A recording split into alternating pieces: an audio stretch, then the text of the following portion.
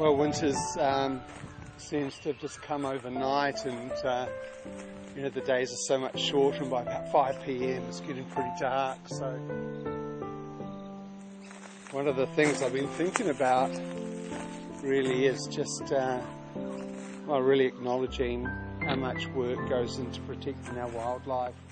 For me, it can get a bit overwhelming, and just you get a little bit disheartened every so often.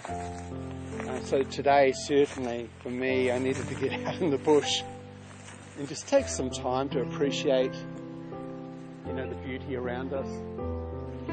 So thank you to all those wildlife advocates out there from all around the world, to all those carers that look after the injured, the sick, the orphaned animals, the wildlife. It makes a huge difference. Oh my goodness.